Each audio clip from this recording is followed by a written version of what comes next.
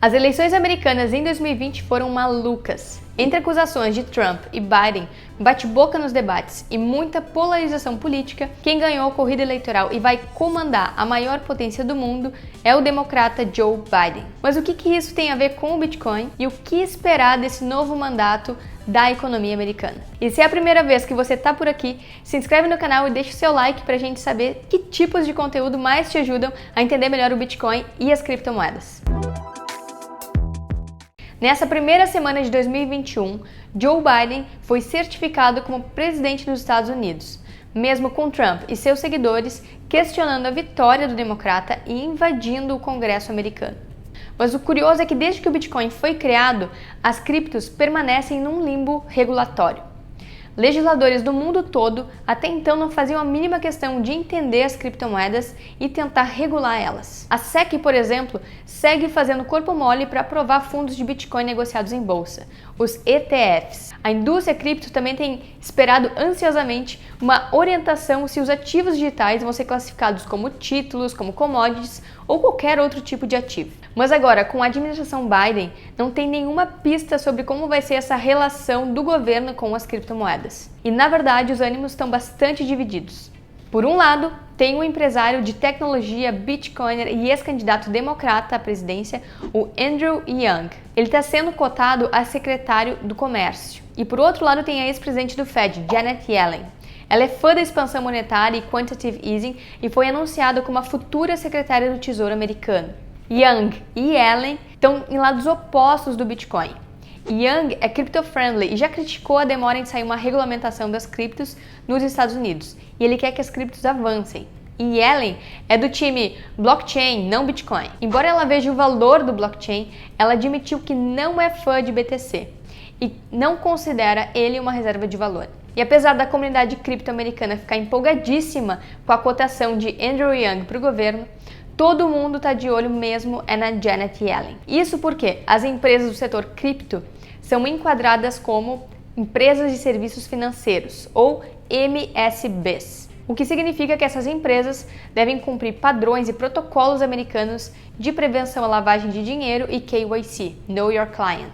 Os MSBs estão sob a alçada da Financial Crimes Enforcement Network, a famosa FinCEN, que por sua vez está subordinada ao Tesouro, área sob comando de Yellen. Entendeu agora que as criptos estão na mão dela. E para além aí desse cenário interno nos Estados Unidos, nesse ano que passou, 2020, o mercado cripto assistiu à chegada de investidores institucionais de vários países correndo para criar suas próprias moedas digitais e também do setor bancário vindo com tudo, querendo também custodiar Bitcoin e outros criptoativos. E é por isso que os reguladores não têm muito mais como enrolar. E eles vão sim precisar estabelecer uma orientação legal para esse mercado.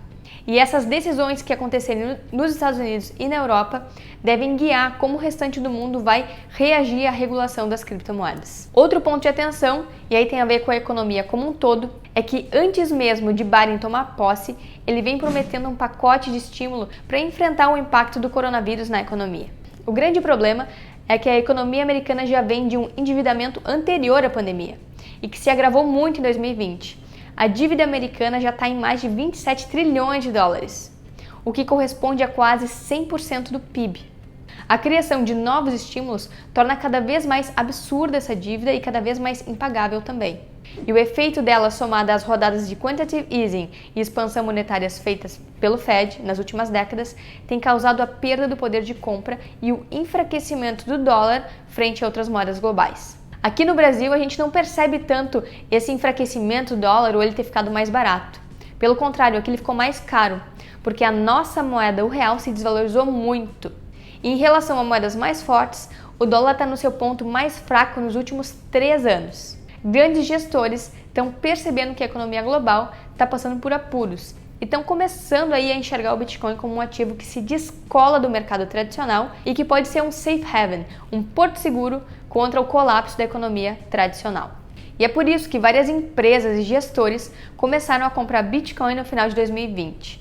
As instituições financeiras como a MicroStrategy, Square, PayPal, Fidelity, MassMutual, que é uma gestora enorme de fundos de pensão, e vários outros gestores globais estão começando a ver o valor de um ativo que é imparável e que não responde à manipulação econômica, à política e à impressão de dinheiro sem lastro feita pelo Fed e pelos demais bancos centrais do mundo. No Bitcoin, por exemplo, não tem como expandir o balanço dele, não tem como aumentar o número de unidades de Bitcoin que são criadas, como os governos fazem com as suas próprias moedas. Essa semana também saiu uma notícia bombástica, que o Escritório de Controladoria da Moeda dos Estados Unidos, a OCC, autorizou os bancos a usarem stablecoins, criptomoedas estáveis, e a rodar os seus próprios nodes em blockchains públicas, como Bitcoin e Ethereum. Essa notícia fez o mercado ficar em polvorosa, porque imagina um banco ser um validador da rede Bitcoin, por exemplo. Se por um lado isso é sinal de que a economia está tentando absorver a tecnologia e absorver o Bitcoin, por outro lado é meio óbvio que isso poderia acontecer. Se os bancos centrais não conseguem parar o Bitcoin, eles iriam tentar dominá-lo ou criar formas de se infiltrar na rede. E agora vem o medo da maioria das pessoas e pode ser o seu medo também. Será que o Biden pode proibir o Bitcoin? Bom, mesmo se o governo Biden resolvesse baixar uma proibição ao BTC de forma super autoritária e radical, mesmo assim seria impossível parar o Bitcoin. Ele é uma rede independente, ele não depende de leis governamentais e vários países já tentaram também proibir o Bitcoin. E essa proibição teve efeito oposto. Toda vez que proibiram o Bitcoin, ele acabou se valorizando localmente, inclusive aumentou a demanda por ele após a proibição. Isso aconteceu na Índia, na Arábia Saudita e na China, todos os países que viram um boom na procura de Bitcoin depois que seus governos tentaram proibir o BTC. Com todas essas mudanças no mundo e no cenário americano, o Bitcoin não tem mais como ser ignorado. O Bitcoin recém está começando o seu movimento pós-halving e está chamando a atenção do mercado inteiro por essa valorização astronômica no início de 2021. Nos segue aqui no canal e fica de olho que a gente vai trazer todas as novidades aqui para você. Até a próxima, tchau!